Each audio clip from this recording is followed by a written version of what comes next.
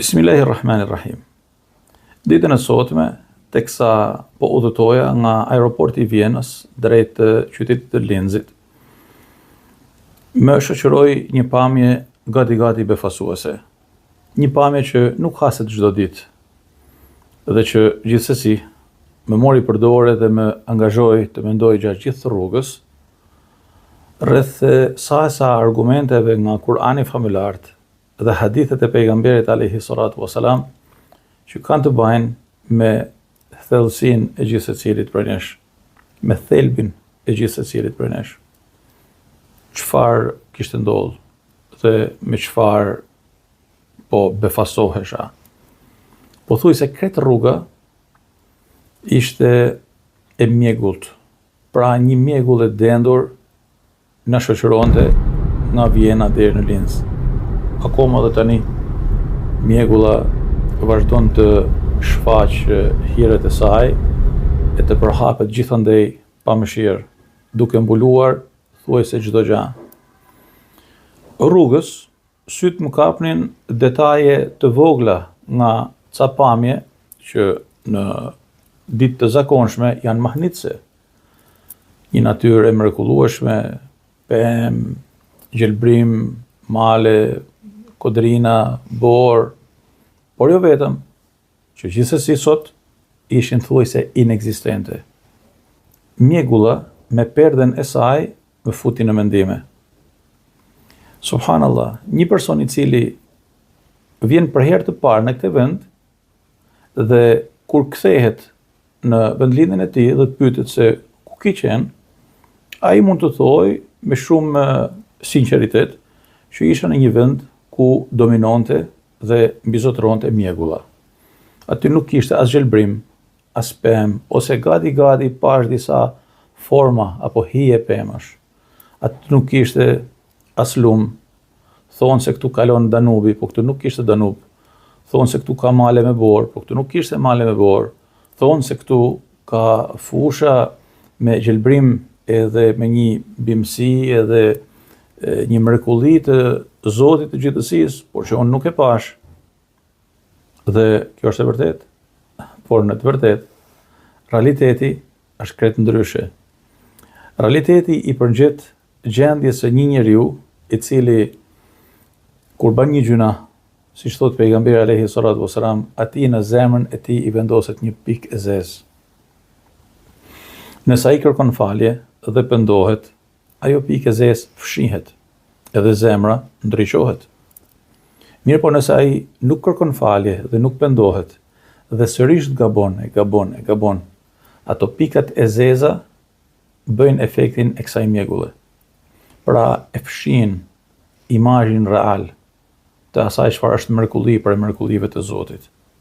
Dhe njeriu kthehet në gjendjen e asaj që lexojmë në surën Al-Kahf, ku Allah Azza wa Jall na thot, a t'ju tregoj për njerëzit e humbur, pra për ata që veprojnë e veprat e tyre janë vepra të gabuara, të papranuara. Thot, ata të cilët gabojnë dhe mendojnë se veprojnë mirë. Allahu Ekber. Pra si një njeri i cili e kalon jetën e tij në një mjegullnaj, dhe sa ma e dendur që të jetë mjegulla, aq ma i aft është ky njeri të mohoj të vërtetën që fshihet pas perdes së kësaj mjegulle. Kështu edhe gjunahet të dashurit e mi. Kështu edhe gabimet që njeriu bën çdo ditë. Nëse nuk i jep vëmendjen e duhur gabimeve dhe gjunaheve të tij, dhe lejon që këto gabime dhe gjunahet të kthehen në një natyrë dhe në shprehi të tija, ai në të vërtetë po lejon që perdja e pamëshirshme e mjegullës të dominoj në jetën e tij, në zemrën e tij. Ndërkohë që Islami na nxit që ta pastrojmë zemrën nga hijet e gjunahut dhe mos lejojmë që perdet e gjunahut me hirtësinë e tyre të dominojnë mbi zemrën tonë dhe ta bllokojnë atë dhe ta nxjinë sipërfaqen e saj dhe të pengojnë depërtimin e rrezatimeve hyjnore që vijnë nga Zoti i gjithësisë. Subhanallah, a nuk lexojmë në Kur'anin familjar për njerëz që janë zemërngurt. Zemërngurt për ç'arsye? Zemërngurt nga veprimi i vazhdueshëm i gjunaheve dhe mospendimi. Zemërngurt nga veprimi i ndalesave në mënyrë sistematike dhe mospendimi.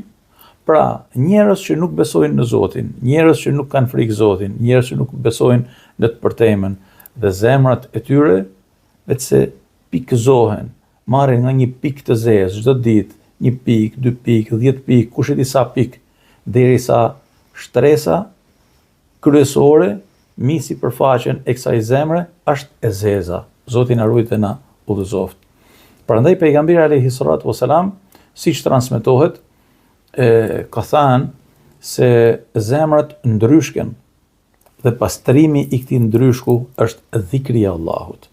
Pra sa më shumë që njeriu të angazhohet për t'i bërë dhikr Allahut azza wa jall dhe për të kërkuar falje para durave të Allahut të madhruar, dhe sa më tepër që thot la ilaha illallah, sidomos la ilaha illallah, aq më tepër e fortifikon zemrën e tij dhe nefsin e tij nga tendenca mbizotruese e mjegullnajave të ndryshme të gjunaheve të përditshme. Po ecnim dhe po mendoja, subhanallah, Allahu azza wa jall është i plot fuqishëm, edhe është mëshirues me ne.